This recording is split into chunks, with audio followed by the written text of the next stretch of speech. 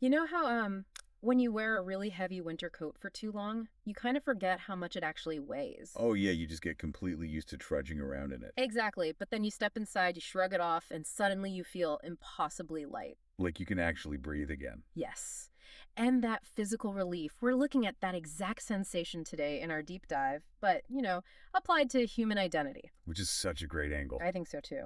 So, we're pulling from an 88-page cozy winter romance novella titled The Heiress of Snowfall by Story Buddies Play. And our mission here isn't just a standard book review. Right, no.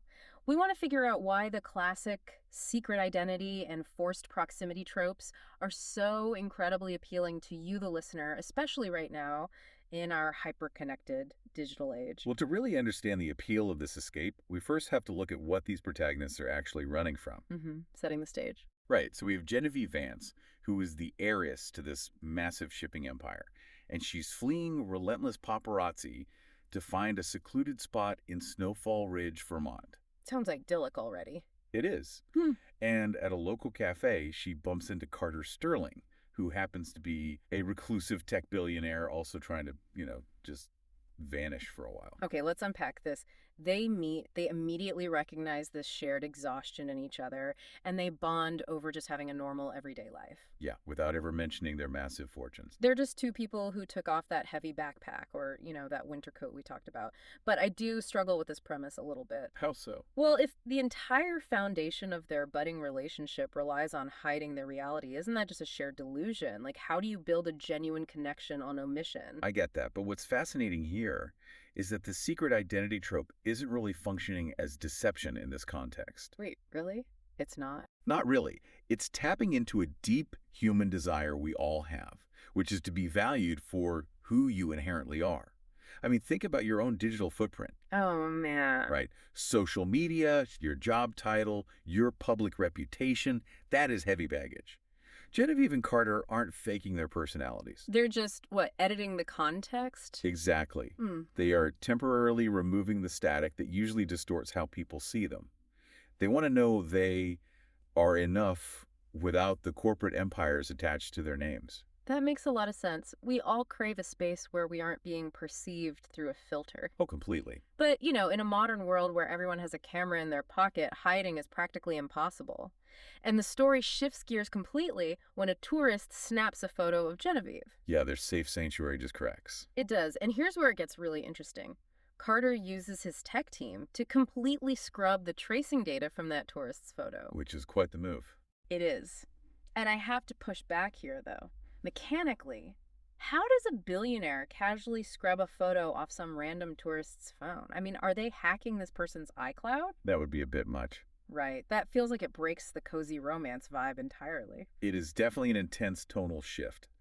But mechanically, a tech team wouldn't necessarily need to hack the phone itself. Oh, how would they do it then? They'd likely intercept the public upload or scramble the XIF data, the hidden GPS coordinates attached to digital Oh, photos. I see. Or they could just flood social media algorithms to bury the image.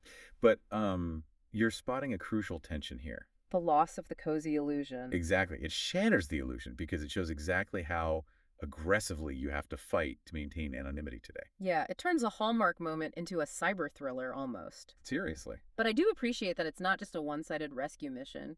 Genevieve steps up too, physically shielding Carter from a persistent photojournalist who tracks him to his lodge. Right. They've become a mutual defense system. Yes.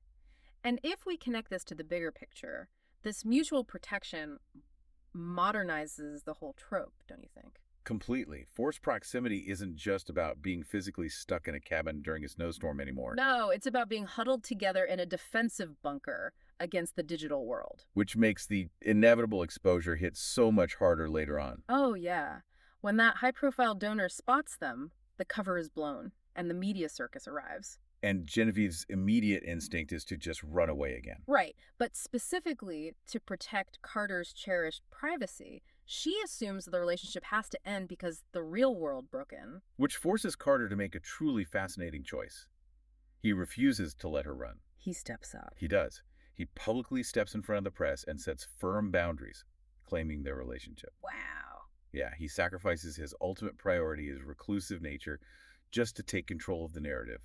He proves the relationship matters more than his comfort zone. And by stepping into the spotlight, he validates that the connection they built in the shadows was actually real. While this novella definitely delivers all the snow-draped Vermont aesthetics you'd want, it's fundamentally about finding an emotional safe haven in another person when the outside world is just pure chaos. It completely reframes how we view intimacy.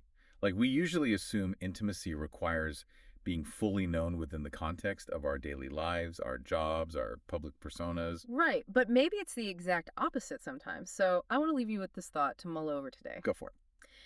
If true intimacy requires someone knowing the quote unquote real you, does escaping your everyday reality actually help you find your true self? Oh, that's a tough one. Or does shedding that heavy winter coat just give you a temporary illusion of peace before you inevitably have to step back out into the cold?